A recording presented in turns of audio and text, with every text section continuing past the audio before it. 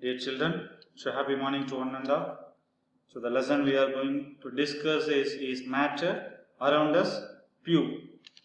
So in last class, we discussed about the colloids, solution and suspension. So today we will continue with this. So what is meant by solution? So solution, it's a homogeneous mixture.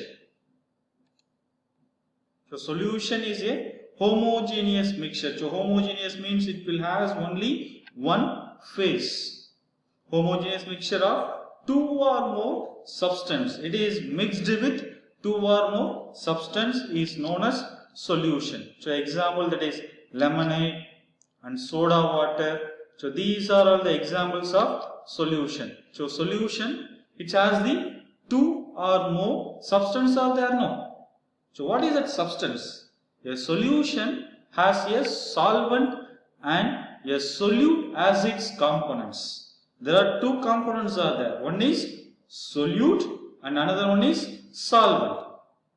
So what is the definition for solute and solvent? Let me see one by one. So first, the term solvent means the component of the solution that dissolves the other component in it, usually the component present in larger amount. So the solvent means the component which is present in larger amount is known as solvent. And solute, so solute means the component of the solution that is dissolved in that solvent. So the component of the solution that is dissolved in that solvent usually present in lesser quantity. So larger amount means we can tell it as solvent. So lesser amount means we can tell it as solute. So solute, a substance which is dissolved in a solvent. So example, salt, sugar. Solute can be solid, liquid or gas. So solute, it may be in solid state or it may be in liquid state or it may be in gaseous state also. And solvent, so solvent means liquid part of solution in which a substance is dissolved.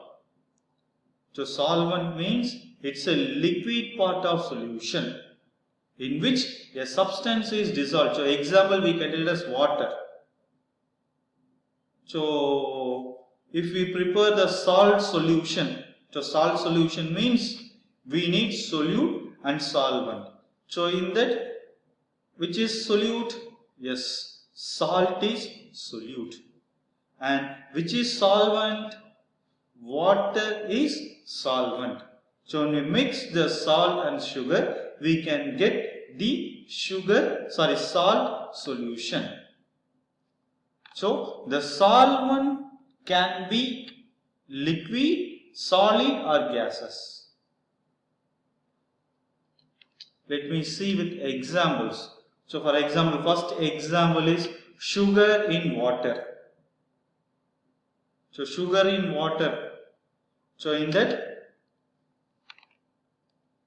so for that we need the two components to prepare a solution.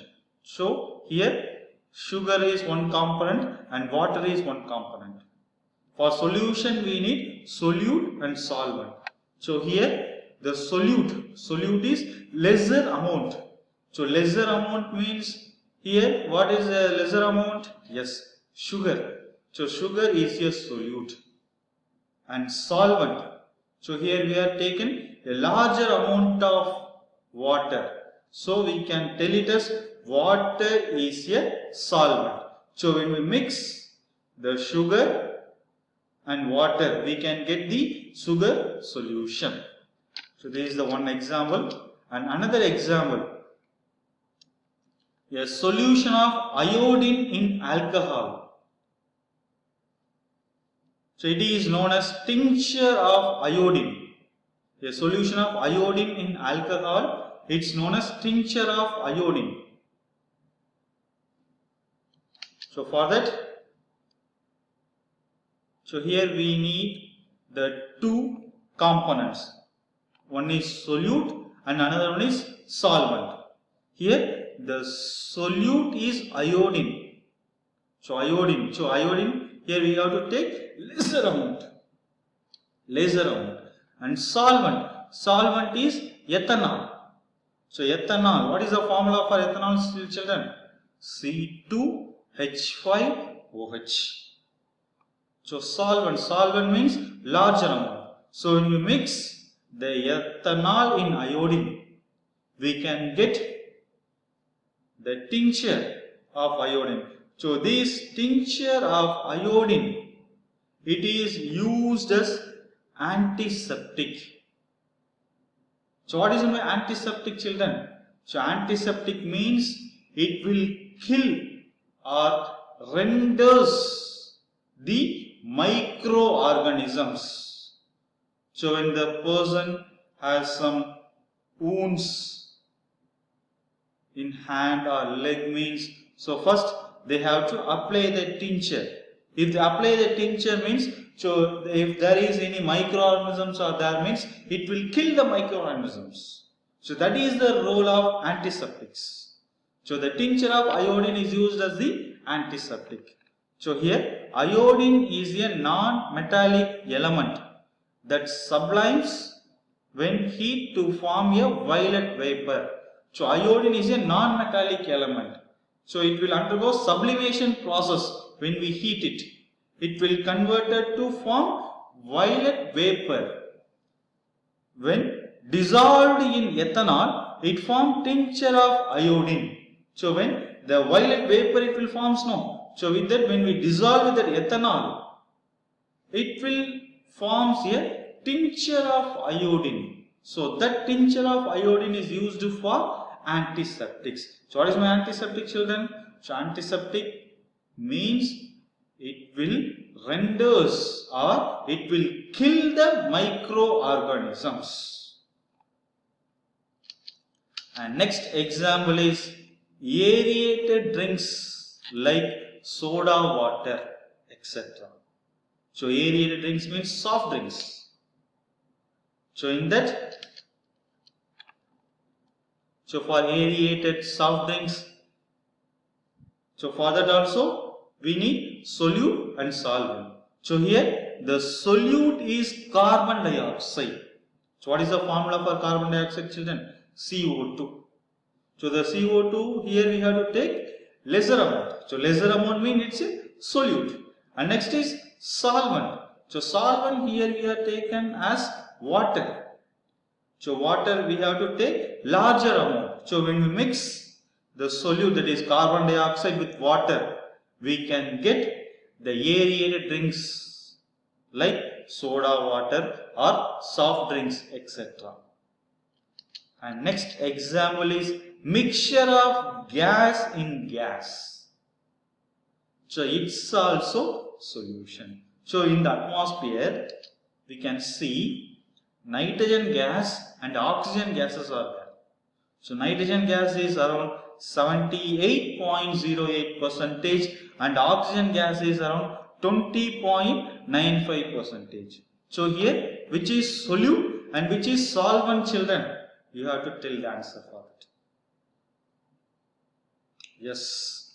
So oxygen. So oxygen is lesser amount or larger amount? Yes. Oxygen is lesser amount. So lesser amount means oxygen is solute or solvent? Yes, oxygen is solute. And nitrogen it will having 78.08%. It is a larger quantity. So we can tell it as nitrogen is a solvent. So here oxygen is solute and nitrogen is solvent. So these are all the examples of solution. And next we can go for the properties of a solution. So what are the properties? The first property is a solution is a homogeneous mixture. So what is it by homogeneous, children? It will have only single phase. We can't able to see the particles difference. We can see only one phase. Only one composition is there. It's a uniform composition. And next property is the particle of a solution are smaller than 1 nanometer in a diameter.